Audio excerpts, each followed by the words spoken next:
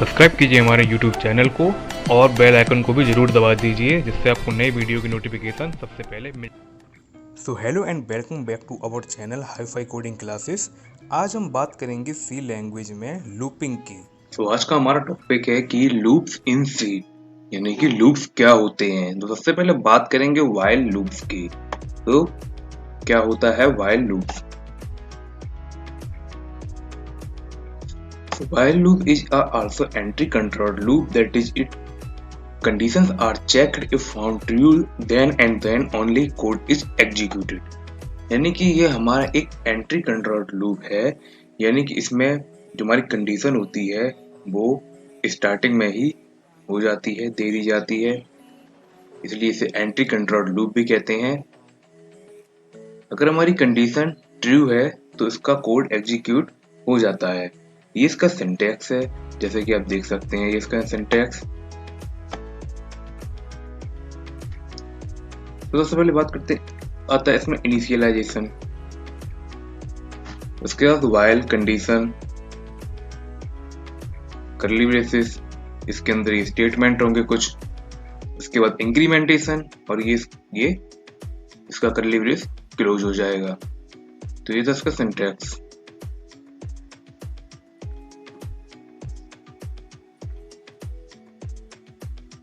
अब देखते हैं इसका फ्लो चार्ट, क्या होता है इसका फ्लो चार्ट। तो सबसे पहले इसमें क्या होता है, ये इसकी स्टार्टिंग होती है, सबसे पहले कंडीशन चेक होगी।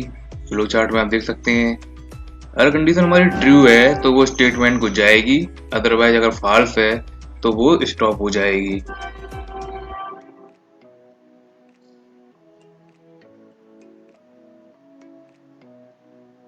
अब इसका एक एग्जांपल ले लेते हैं। तो एग्जांपल में आप देखेंगे सबसे पहले हमने इसकी header file hash include stdioh.h को लिया है, उसके बाद इंक्लूड conio.h को लिया है।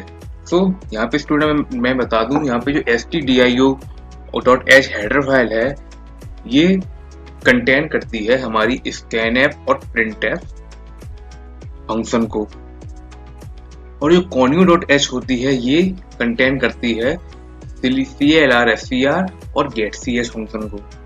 यानी कि अगर हम ये दोनों हेडर फाइल डिफाइन नहीं करेंगे तो ये हमारे printf, scanf और ये getch ये फंक्शन काम नहीं करेंगे। अब तीसरा इसमें क्या है लाइन, void main। तो void main क्या होता है, यह फंक्शन को कोई वैल्यू रिटर्न नहीं करेगा। अगर इंट मैन देते तो यानी कि हमारे फंक्शन को वैल्यू रिटर्न करेगा। तो सबसे पहले इसमें हमने इंटीजर ले लिया i इक्वल टू 1, उसके बाद clr scr। तो clr scr का मतलब आप जानते होंगे कि इसका यूज क्या है। ये मॉनिटर पे जो हमारी पुरानी आउटपुट स्टोर रहती हैं उनको क्लियर करने का काम करता है।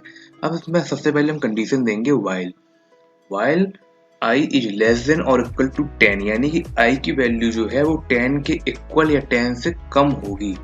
उसके अंदर हमने प्रिंट कराया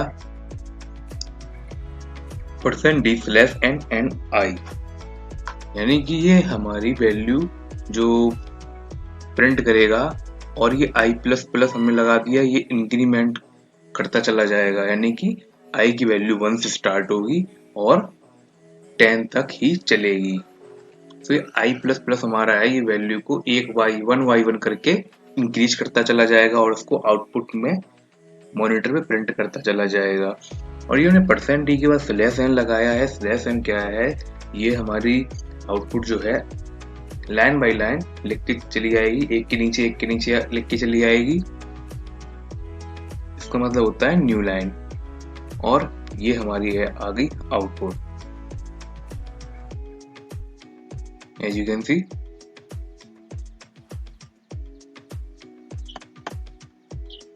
सो बात करेंगे अब हमारे दूसरे लूप की, डू व्हाइल लूप। तो it is exit controlled loop. Initialization, incrementation and condition steps are on different line. It is also called as bottom tested. Condition is tested at bottom and has to execute at least once. यानी कि do while loop है, ये हमारा exit controlled loop है।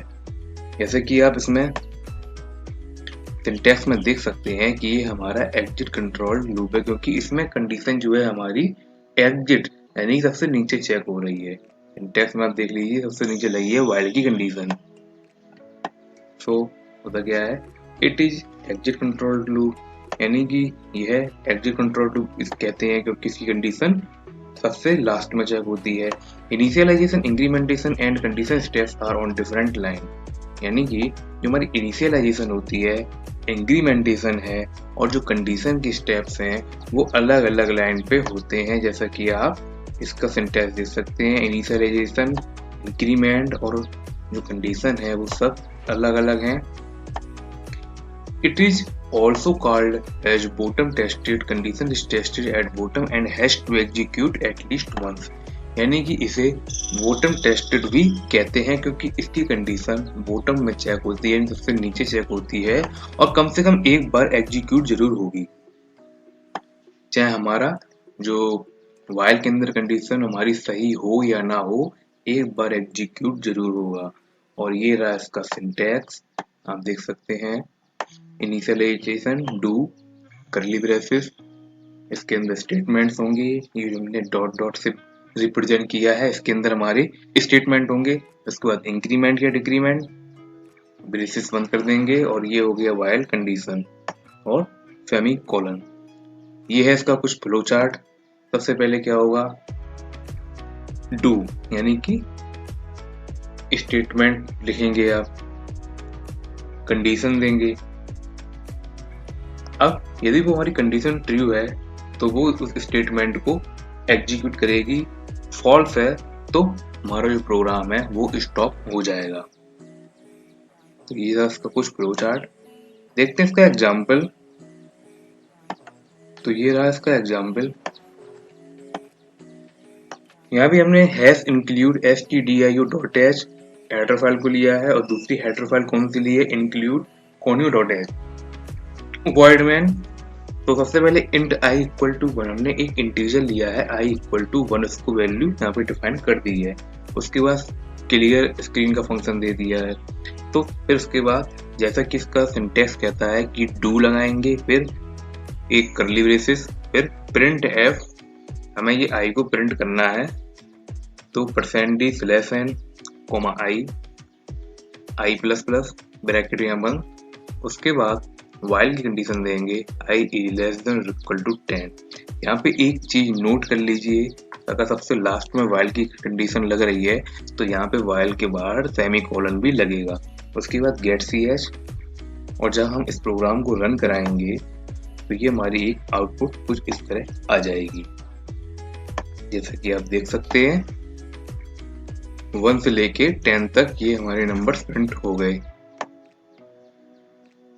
क्योंकि इसकी while की condition में हमने डिफाइन कर दिया है कि i की वैल्यू है 10 के इक्वल या 10 से कम होगी, तो इन्होंने 1 से स्टार्ट की और 10 तक स्टॉप कर दिया।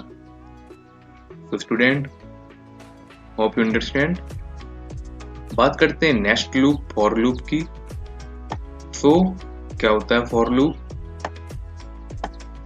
Firstly, for loop executes the initialize statement in which the subscript variable will be initialized with the initial value। यानी कि सबसे पहले क्या होता है कि जो हमारा लूप जो है सबसे पहले एग्जीक्यूट करेगा जो हमारे स्टेटमेंट होंगे, इनिशियलाइजेशन होगी और स्टेटमेंट होंगे, उनके एक सबस्क्रिप्ट वेरिएबल जो इनिशियलाइज्ड होंगे उनकी इनिशियल वैल्यू को एग्जीक्यूट करता है। उसके बाद after the initialize statement the condition part of the loop will be executed. If the condition becomes true then the body of the loop will be executed, otherwise the loop will be terminated.